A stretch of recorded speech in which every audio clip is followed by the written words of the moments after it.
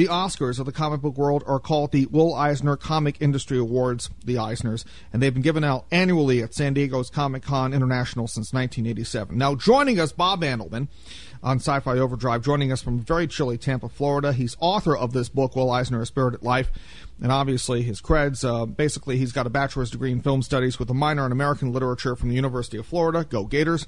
Andelman will be a guest at MegaCon. Oddly enough, that's where David and I will be as well. That's Florida's largest annual comic book and gaming convention. It's being held at the Orange County Convention Center February 24th to the 26th weekend. He will be signing books all weekend in the Artist Alley and making a slideshow presentation about Will Eisner, featuring rarely seen art and family photos from the master's 70-year career. In recent months, Bob has been making well-received presentations about Eisner at the International Comic Arts Festival at the Library of Congress in Washington, D.C., the Cartoon Art Museum in San Francisco, and the Ringling School of Art and Design in Sarasota, Florida. Andelman, by the way, if you miss him, if you can't make it to MegaCon, and if you can't make it to MegaCon, then please God, search your soul and ask why. But Andelman has been invited to speak at the Milwaukee Art Museum on June 11th in conjunction with the Masters of American Comics traveling exhibit. And this exhibition has been founded on the premise that comics are a bona fide cultural and aesthetic practice with its own history, protagonists, and contribution to society, on par with music, film, and the visual arts, but still in need of the kind of historical clarification that has been afforded those other genres. And the in-depth analysis of the chosen 15 artists, Winsor McKay, George Harriman, E.C. Segar, Charles Schultz, Chester Gould, Milton Caniff, Will Eisner, Jack Kirby, R. Crumb, Harvey Kurtzman, Art Spiegelman, and others, is meant to inspire the kind of concentrated viewing that will bring out the central contributions of each, as well as the formal innovations that make their work unique. So let's go ahead and bring him on board, and hopefully he hasn't fallen asleep during my introduction to this. And I think I've been clocked at 5 minutes as the longest here, but Bob Andelman, it's worth it, isn't it, to introduce not just you, but also to let people know about this spirited life that Will Eisner had. Welcome to Sci-Fi Overdrive. Thanks, Joey. Hi, David. Hello. That was a wonderful introduction. I'm in awe of the guy you introduced, and then just to find out it was me, that was so cool. Well, it's amazing what you can do with drag and drop, but that's besides the point. No, but in all seriousness, you can't really. I guess I can say this: it would be a terrific mortal sin to do a book on 20th century comic art and not mention Will Eisner. He was the backbone of how we have perceived comic books, comic art, funny pages, graphic novels, etc. I think, I tell you, after being involved with this for the last 3.5 years, I think it would be a crime for anyone to write a history of modern pop culture and pop art in the 20th century and not include Will Eisner, because comics fans, we almost sort of take for granted that they know and understand something of his legacy. Where I think he gets short shrift is that the general arts community, that the general pop art, if not just to me, I describe him as a modern master. In the same breath that you would describe Keith Haring or Rauschenberg or anyone in that group. But yeah, I mean, in terms of comics, I mean, there's Will and then there's everybody else. Yeah.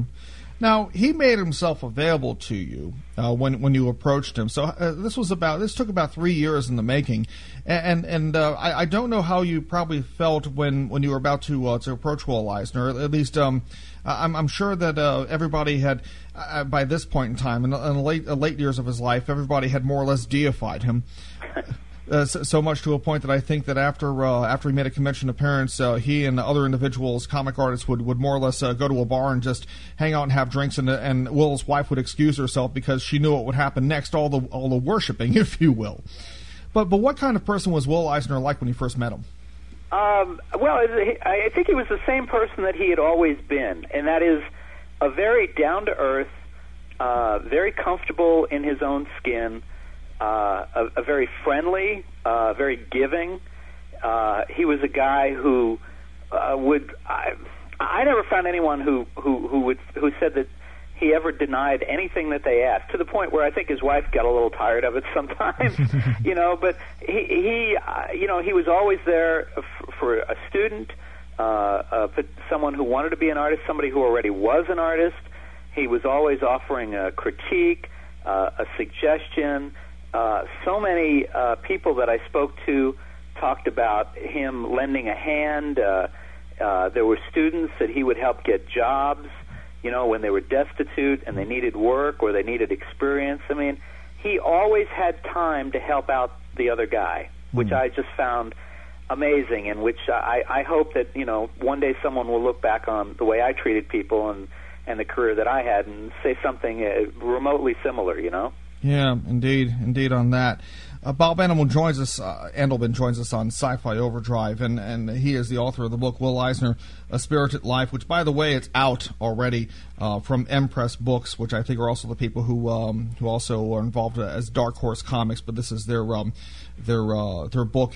imprimatur, their book pressing, if you will. The website for that is empressbooks.com, and for softback $14.95 retail, it says a lot about this man.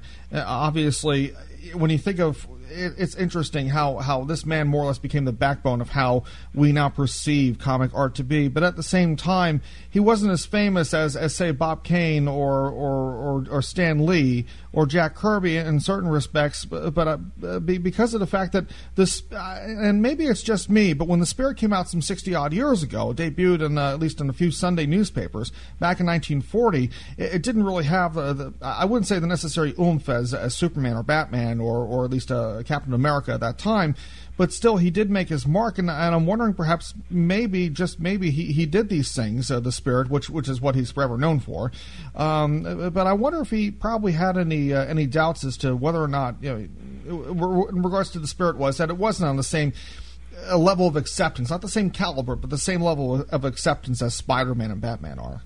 I don't know that he ever expected that it would be.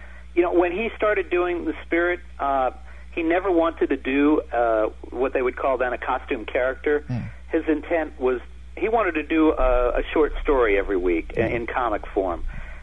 He loved short stories. He loved O. Henry and things like that. And that's really what he wanted to do. But his partner, Busy Everett, who was the publisher of Quality Comics, said, no one's going to pay us to do that as a newspaper insert.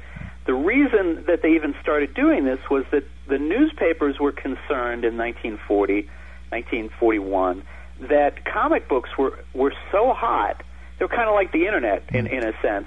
They were so hot, and kids and adults were reading them because they were so interesting and so different from anything that preceded them, that the newspapers were actually afraid they were going to lose readership to the comic books.